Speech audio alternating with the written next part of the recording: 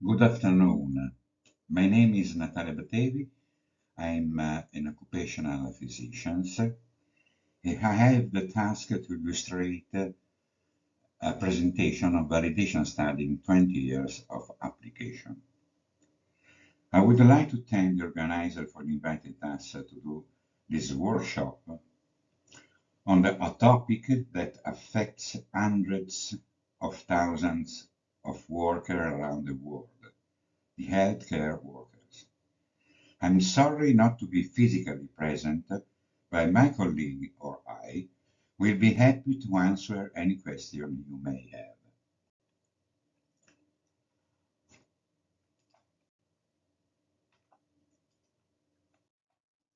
But what does MAPO mean? It's a method for estimating the risk for handling disabled patients among caregivers. It's an acronym for Assisted Handling of Hospitalized Patients. In Italian language, movimentazione assistita dei pazienti ospedalizzati.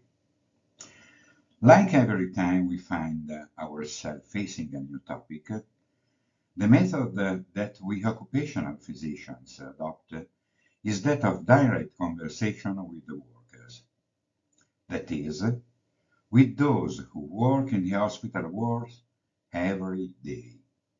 In fact, it is from their experience that useful information can be obtained that otherwise would not be detectable only by a survey.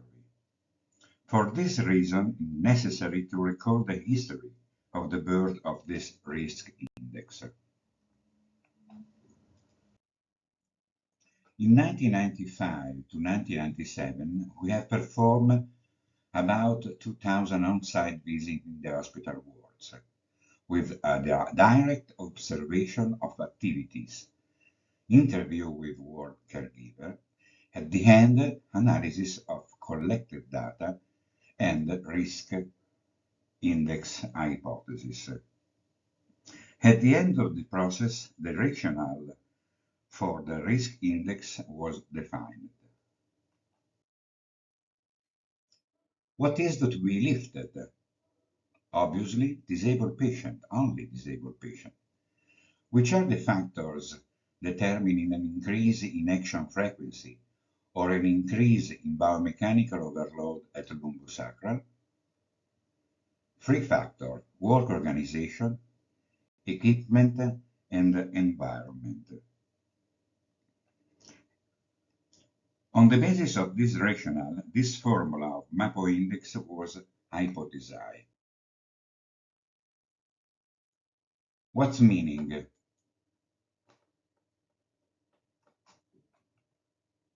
NCOP is the ratio between non-cooperative patients and number of caregivers working in the wards over a 24-hour period.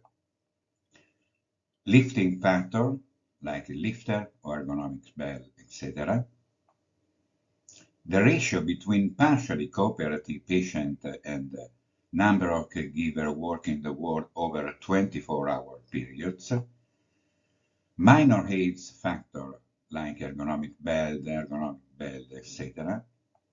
Wheelchair factor, environmental factor, and the last is the training factor.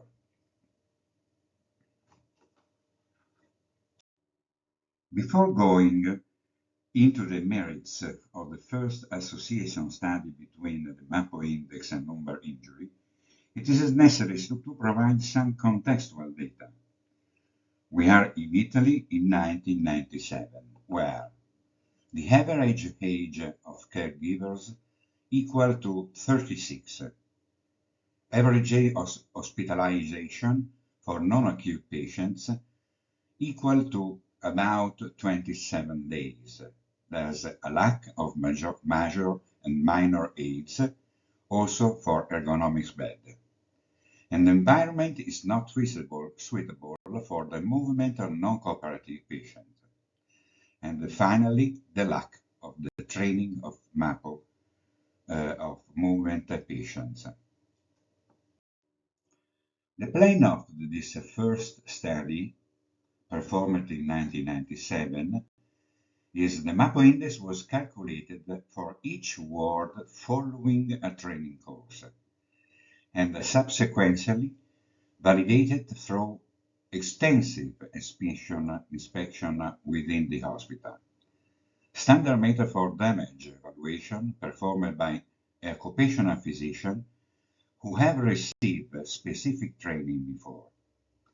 And damage and exposure index evaluation had to be carried out in a short time range.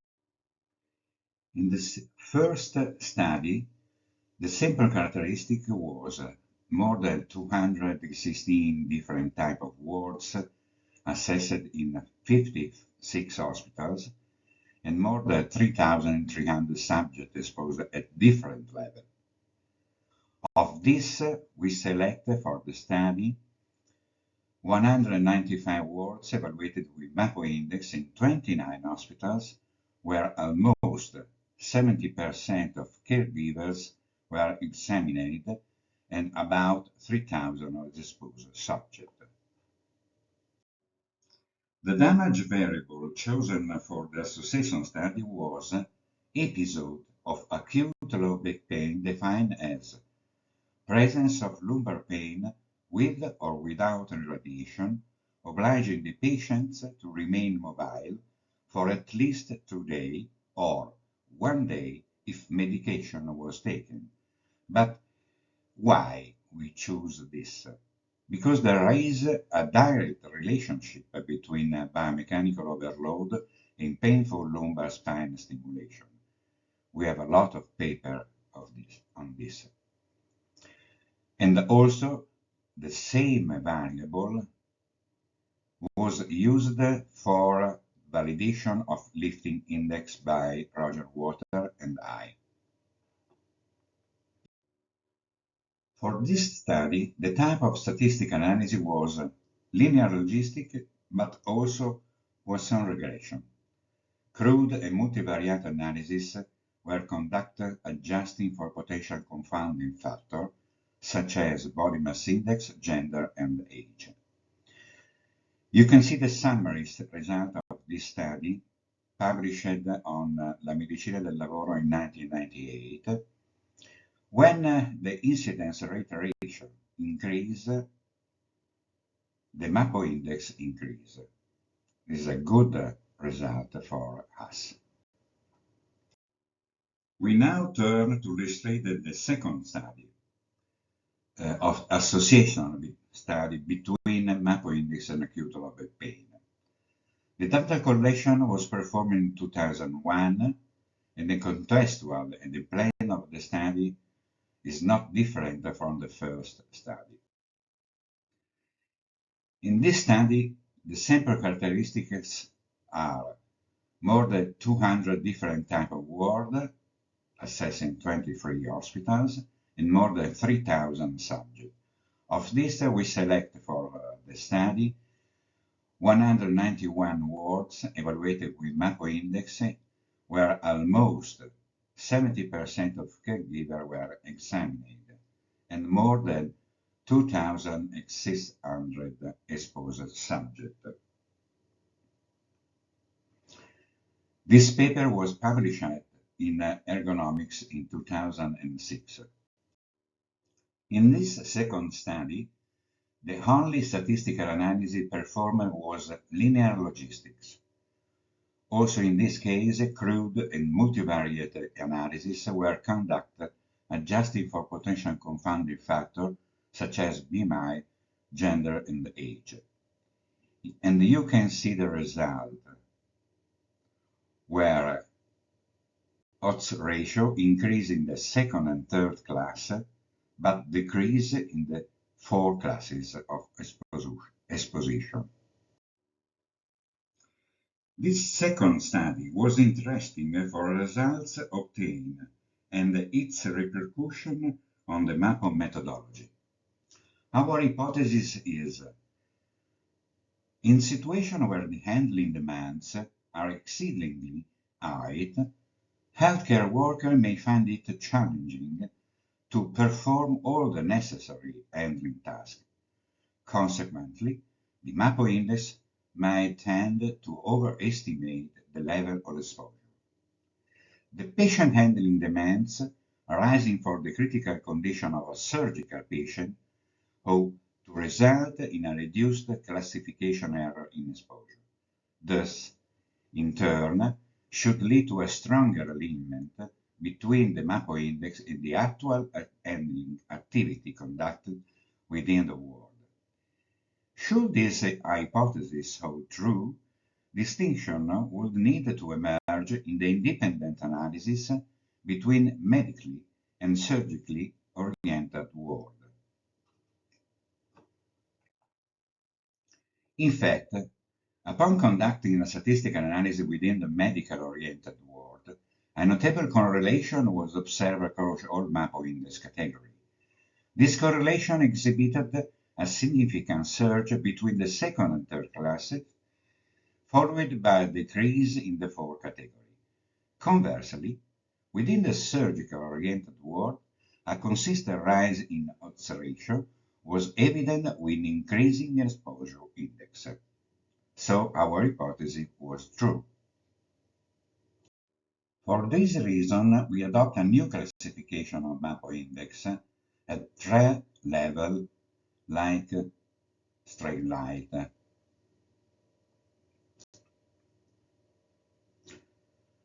The third study a different characteristic from the previous one.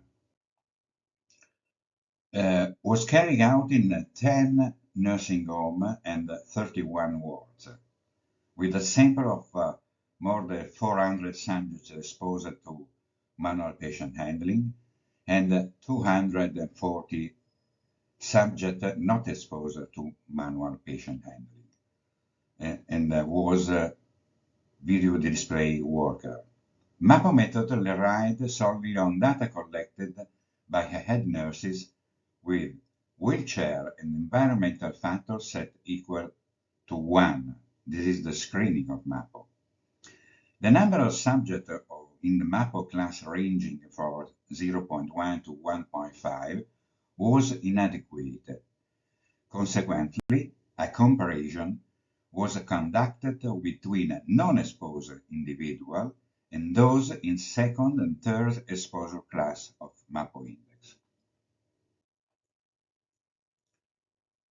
But in this case, something changed for MAPO, because the ergonomics bed has been considered in the lifting factor and also in minor aids factor. But in order to consider the lifting and minor aids factor as adequate, at least 90% of lifting operations have to be performed using aids versus previous diction interpretable by the assessor, most of the movement performed with aids. And finally, the training factor is deemed satisfactory not only based on the training content, but also where nearly 70% of the caregivers within the ward have undergone a course and its effectiveness has been validated.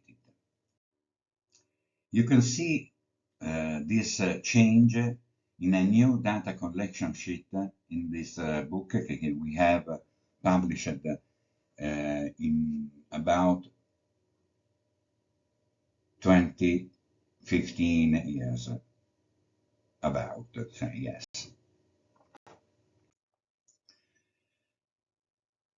The plan of this third association study between MAPO index and acute low back pain was identical to that the previous, but only exposed individuals working more than 30 hours per week were selected. And the result we can see in this slide. When MAPO index increase, also odds ratio increase, not only crude but also adjusted odds ratio.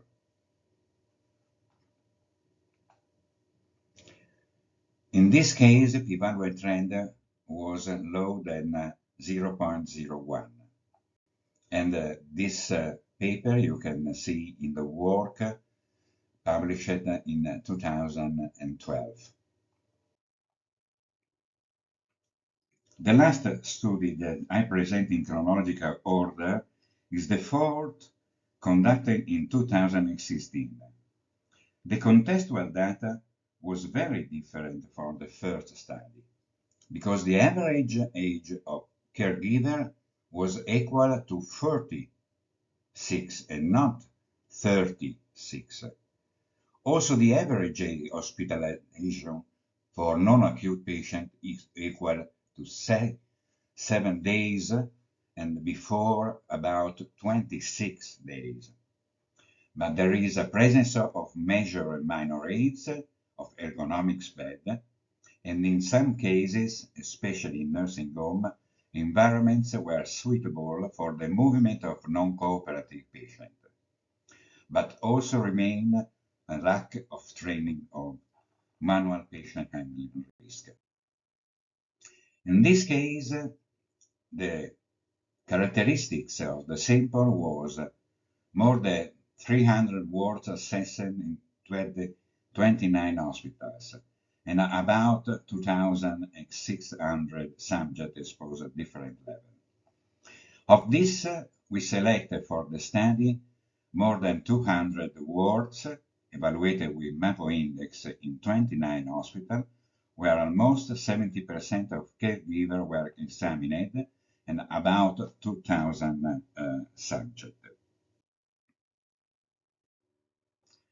In this slide, we can observe the summary result of this fourth study. When MAPO index increases, the odds ratio increases. So we confirm our previous study. And also for P4 trend is very, very low, 0.001. An article was published in Human Factor. And now we are going to the conclusion. The association studies between the MAPO index and acute low back pain are cross-sectional. All four studies showed similar results, and the statistical analysis can be considered consistent. The damage variable used in all studies has shown intra-rater reproducibility validity. You can read a paper on this. They cover a period of time between 1997 and 2016. They involved more than 100 hospitals or nursing homes, more than 700 wards, and 9,500 subjects.